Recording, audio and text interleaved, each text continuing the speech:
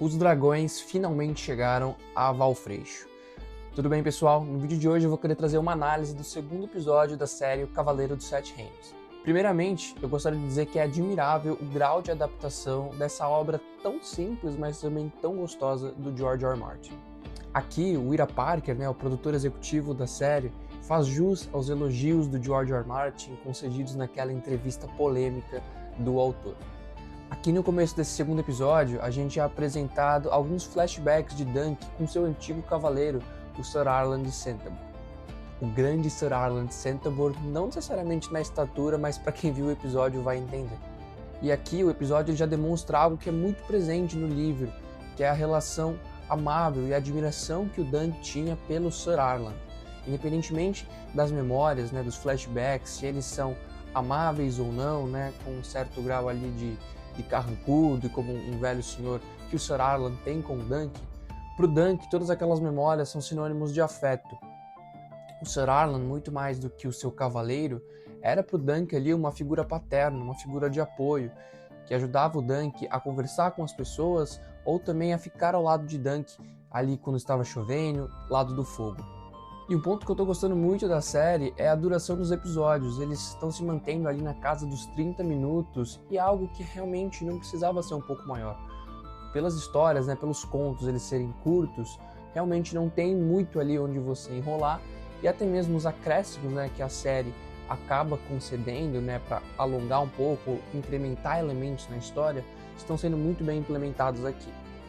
Um exemplo disso é a luta ali, na verdade, o cabo de guerra, onde o Dunk e o Egg participam junto com o Sr. Lyonel Baratheon. É algo que não possui nos livros, mas eu acho que foi um acréscimo muito válido na história. E aí com os flashbacks, o Dunk vai nos mostrando, ou melhor, a série vai nos mostrando através do Dunk, as frustrações, não somente de ser agora realmente um cavaleiro e não mais um cavalariço, um ajudante, mas também as frustrações de crescer, de realmente ser um adulto e ter que enfrentar o mundo como um todo.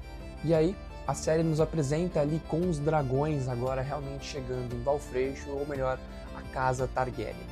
Ao som do berrante, Dunk, Egg e todos os plebeus e cavaleiros presentes em Valfreixo abrem alas aí para a casa real.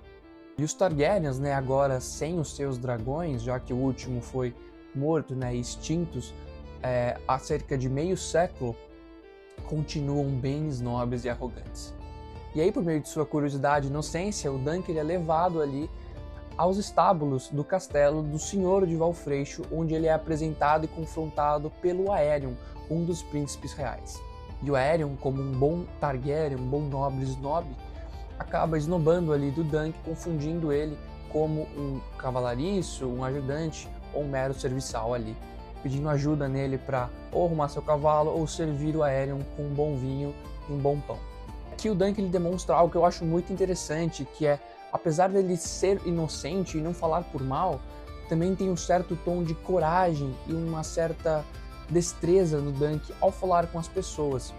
Pro Dunk, mesmo ele utilizando o Vossa Graça para se dirigir ao Aerion nesse caso, ele também utiliza uma certa delicadeza ao falar com seu cavalo, por exemplo. Os dois, por Dunk na verdade, ambos são seres e merecem o devido respeito. Algo que é muito raro, não só na série, mas também nos dias de hoje. E ali o Dunk, como uma boa alma, ele acaba pegando o cavalo, a montaria de Aerion, para cuidar dele ali. E é onde ele tem uma breve troca de palavras ali com dois membros da Guarda Real, os Mantos Brancos, onde ele acaba até se empolgando e sabe, um dia imagina, que pode até mesmo chegar a ser um cavaleiro da Guarda Real, um Manto Branco, assim como aquele ali também que trabalhava com caranguejos, um dia chegou.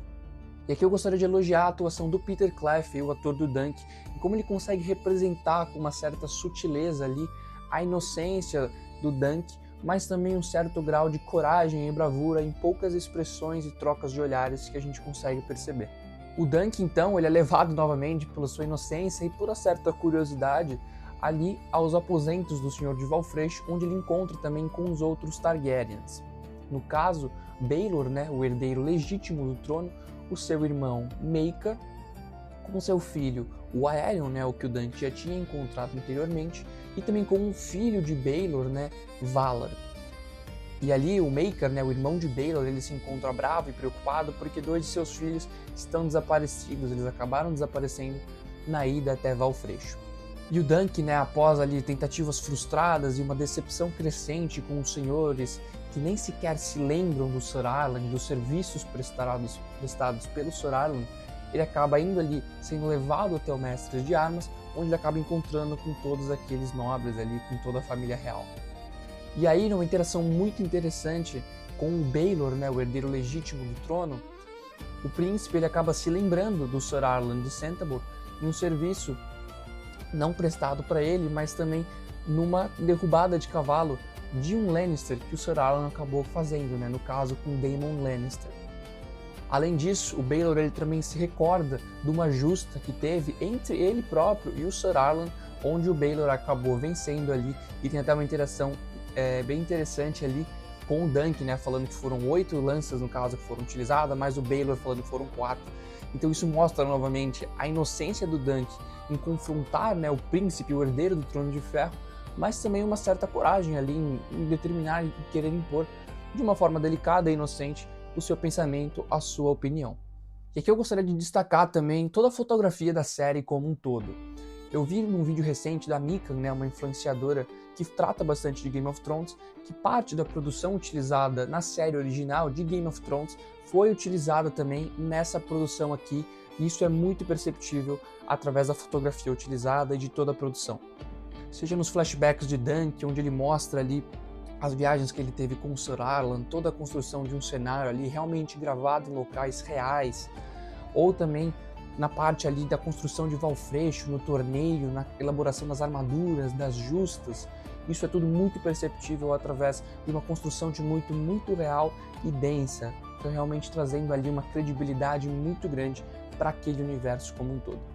E apesar de todas essas frustrações com a nobreza e com a vida adulta como um todo, tem também um pouco de amor em Westeros, e isso é visto quando o Dunk ele acaba vendo novamente ali o show, né, que está acontecendo naquela feira de Valfreixo.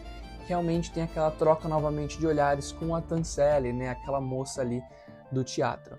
E ali tem uma troca muito legal entre os dois, quando o Dunk conversa com ela ali nos bastidores, ele acaba conversando com ela, ela fala, né, que o pessoal chama ela de Tanselle, a muito alta, mas que para ele ela não seria muito alta, ela seria justamente ideal para, e aí ele acaba interrompendo, mas seria para beijar e para ficar com ele por conta da altura dos dois.